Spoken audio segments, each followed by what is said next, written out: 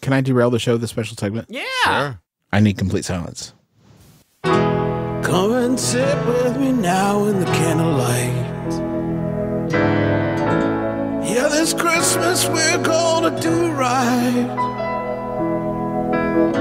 Hang some lights on the tree. Yeah, that's a Christmas to me. Put your arm around the fire. Yeah, I don't want any more, no. Yeah, you're calling me a liar, but I'm gonna go out for a jog. And that's a Christmas to me. You and me and her and a tree. Learning about birds and the bees. That's a Christmas to me. So this is my new segment. That's a Christmas to me. Thank you to Adam Sakiyama for that lovely orchestration. That's a Christmas to me. A haunting segment that I'm looking forward to sharing with you guys. I can't wait. I need something to fill me with the frickin' spirit. Here's the way this game works. I'm going to read to you 3 Hallmark Christmas movies, synopses, casts, titles. 2 of them are real films.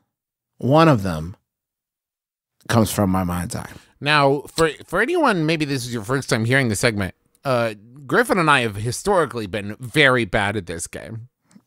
Or, one could argue, I am very good. Okay. And by I mean Sydney. My wife, Sydney. Yes. And also, to a lesser extent, me. Here we go. A Charming Christmas. Tiffany, Lori Loughlin, has made a name for herself crafting the most intricate and sought-after holiday-themed charms at the Carlsberg Bracelet Company. When Mr. Carlsberg decides to move on, Tiffany assumes she'll move into the top spot. That is until David, Gabriel Hogan, is brought on to modernize Carlsberg's operations by mass-producing the charms the company's been hand-making for over a century. David is tasked with learning Tiffany's craft, which he realizes may be harder to replicate than he first thought. As the deadline for Christmas production looms and sparks fly, the pair realize there may be a way forward they never anticipated, both for the company and each other. God damn, that's good. It's called a Charming Christmas. That's very good. Hats off to Christmas. Mia Haley Duff, the loyal and hardworking manager of her small town's Christmas hat shop. Her small town's Christmas hat shop is blindsided when her boss of over 10 years asks her to train his son, Nick Antonio Cupo, for a vacant upper management position that Mia had been coveting.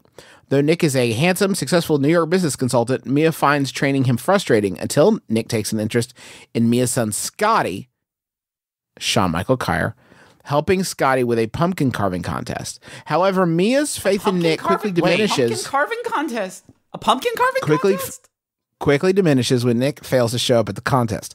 To protect her son from further disappointment, Mia tries to keep Nick out of her and Scotty's fragile life, and Nick must decide if staying in the small town of Wilsonville is worth giving up the big city perks he once had in New York.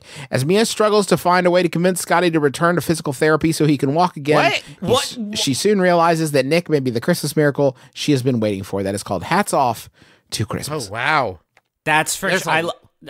Juice, I think the world of you and Sydney. That one's real because your 2 mind's eyes are not capable of generating something like that. I agree with from the start. You say Haley Duff, and immediately I'm like, that's not a Justin and Sydney poll.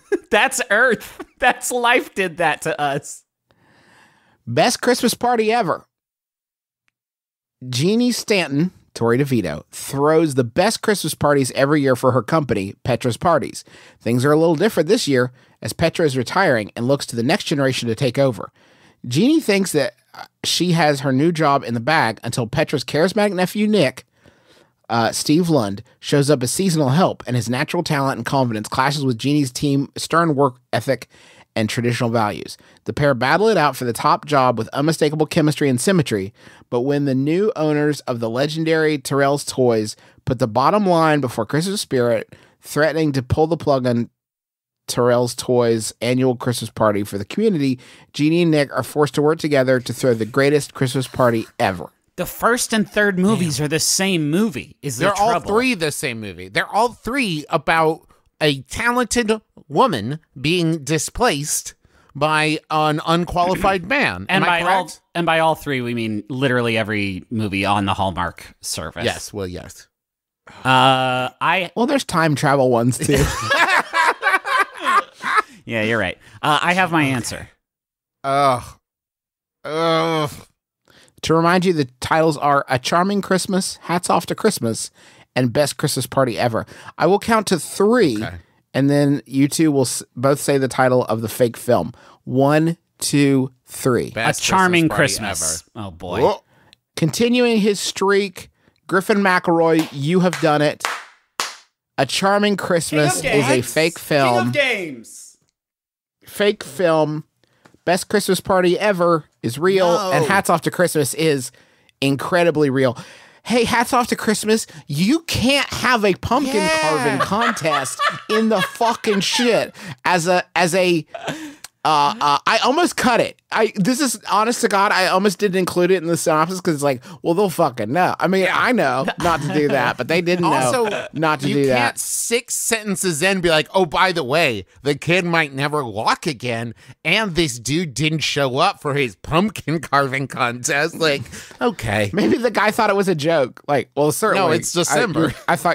I thought you were kidding. It's December. There's no way there's a pumpkin carving contest. Everything's snow now. What are you talking about? I literally couldn't buy a pumpkin now if I wanted to. If I wanted to know where, I could not buy a pumpkin. Did you get a bunch and save them for 2 months? No, they're all soft and gushy. The perfect time to carve them. They're really easy to carve.